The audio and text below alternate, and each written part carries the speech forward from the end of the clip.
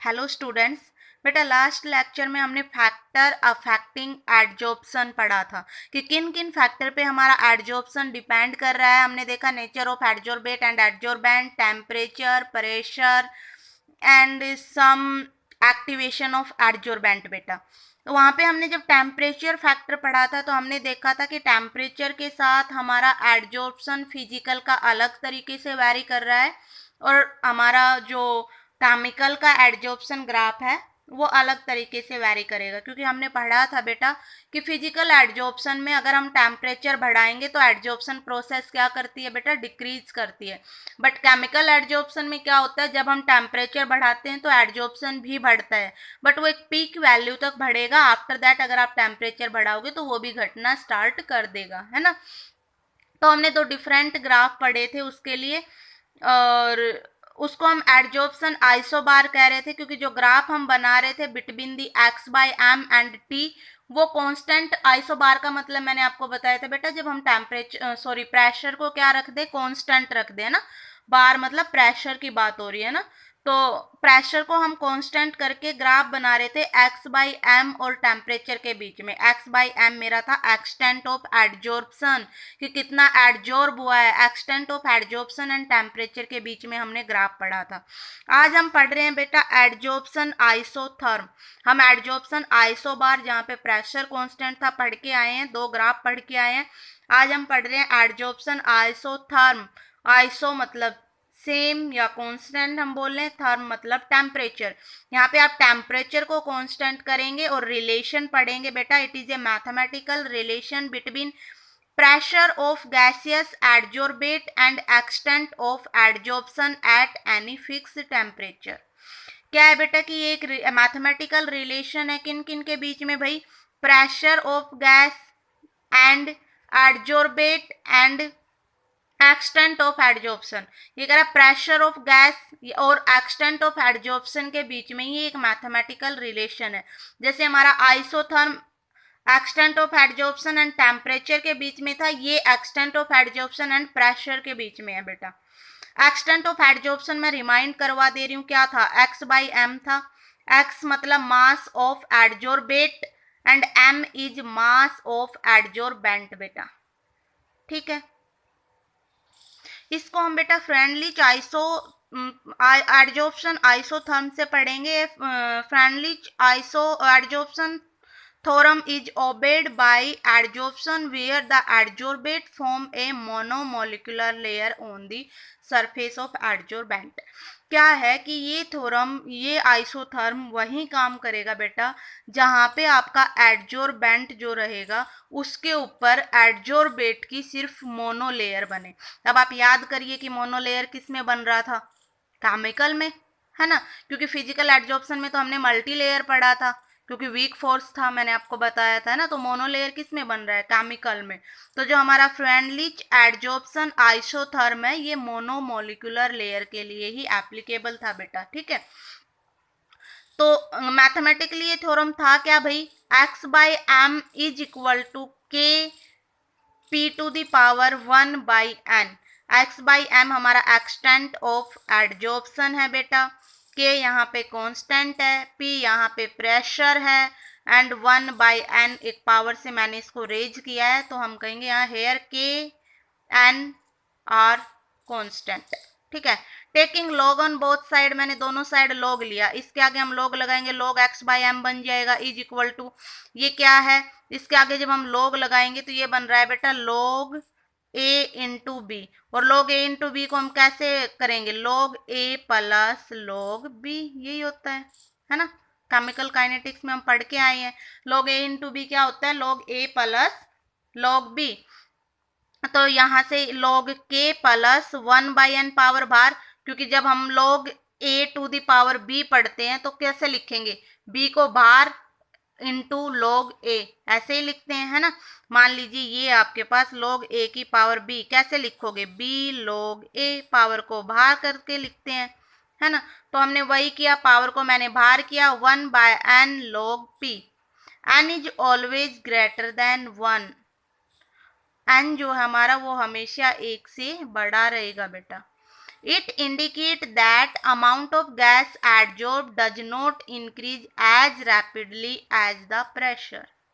ये कह रहा है ये हमें क्या इंडिकेट कर रहा है, हमें ये चीज इंडिकेट कर रहा है, ये चीज बता रहा है कि जो गैस हमारा एडजॉर्ब हो रहा है बेटा वो उतना ज्यादा रैपिडली एडजॉर्ब नहीं हो रहा जितना ज्यादा रैपिडली हम प्रेशर बढ़ा रहे हैं, है ना। Pressure 1 to the power n है ना, तो जितना ज्यादा हम प्रेशर बढ़ा रहे हैं जितना रैपिडली वो उसके डायरेक्टली इंक्रीज तो कर रहा है लेकिन उतना इंक्रीज नहीं कर रहा जितना तेज हम क्या कर रहे हैं बेटा, प्रेशर बढ़ा रहे हैं। तो प्रेशर के हमने 3 फैक्टर के हिसाब से इसको डिवाइड किया, at low pressure, at high pressure and eight moderate pressure.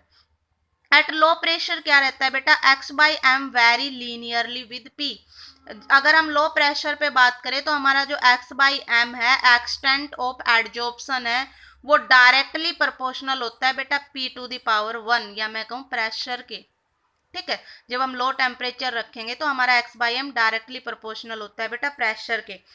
जब हम हाई प्रेशर की बात करेंगे तो हमारा x/m become independent of pressure, independent हो जाता है बेटा हाई प्रेशर पे, कोई इफेक्ट नहीं पड़ता है। तो मैं क्या लिखूंगी, x/m directly proportional p to the power 0। p की पावर 0 मतलब 1, मतलब कोई फर्क ही नहीं पड़ रहा, कोई इफेक्ट ही नहीं पड़ रहा है प्रेशर के साथ। ठीक है, एट मॉडरेट प्रेशर, मिड वाले प्रेशर में अगर हम बात करें तो x/m depend upon pressure raised to power 1/n। x/m pressure पे इस तरीके से डिपेंड करता है कि प्रेशर की पावर 1/n से रेज किया हुआ है, like x/m directly proportional p to the power 1/n। और जब हम इस डायरेक्टली प्रोपोर्शनल को हटाएंगे बेटा तो क्या लगा दिया, x/m is equal to k p to the power 1/n। और हम जब इसका लॉग ले रहे हैं तो ये रिलेशन बन जा रही है, log x/m is equal to log k plus 1/n log p। इन्हीं के बेस पे मैं ग्राफ बना रही हूँ बेटा। एक ग्राफ हम इसके साथ इन तीनों के हिसाब से बनाएंगे कि जब प्रेशर लो है, जब प्रेशर हाई है और जब प्रेशर मॉडरेट है। और एक ग्राफ बनाऊंगी मैं log वाले के साथ कि log x/m and log p के बीच में क्या रिलेशन है बेटा। तो आप ग्राफ देखिए x/m एंड p प्रेशर के बीच में। आप यहाँ स्टार्टिंग में देखिए, स्टार्टिंग में एक स्ट्रेट लाइन ग्राफ आ रहा है, मतलब प्रेशर हम बढ़ा रहे हैं x/m बढ़ रहा है, प्रेशर बढ़ा रहे हैं x/m बढ़ रहा है। हम कह सकते हैं इधर हमें दिखाई पड़ रहा है x/m is directly proportional to p बेटा। उसके बाद कुछ लीनियरली इस तरीके से बढ़ रहा है, मतलब x/m is directly proportional p to the power 1 यहाँ पे हमें दिखाई पड़ रहा है। और उसके बाद जाके देखिए आगे कांस्टेंट हो रहा है, मतलब प्रेशर हमने देखो बढ़ाया लेकिन x/m वहीं पे जाके टिक गया है, मतलब यहाँ पे कुछ इस तरीके से वेरी किया, x/m is directly proportional p to the power 0 बेटा, है ना। मतलब कांस्टेंट हो गया है कि आप प्रेशर चाहे कितना भी बढ़ाए x/m अब नहीं बढ़ने वाला, है ना। तो ये हमने 3 प्रेशर पे बात किया। At very low x/m directly p, इस तरीके का ग्राफ आएगा। At moderate x/m is directly p to the power 1/n, कुछ इस तरीके का ग्राफ आएगा। And at high x/m is directly proportional p to the power 0, constant type graph आएगा इस तरीके का। ठीक है भाई, अब हम बात करते हैं log x/m and log p के बीच में। तो log x/m को मैंने y मान लिया है बेटा, log p को मैंने x मान लिया, log p के आगे 1/n जो था उसको m मैंने मान लिया स्लोप, एंड c मेरा जो इंटरसेप्ट है दैट इज log k। वही यही रिलेशन थी ना हमारी, log x/m is equal to log k plus 1/n log p।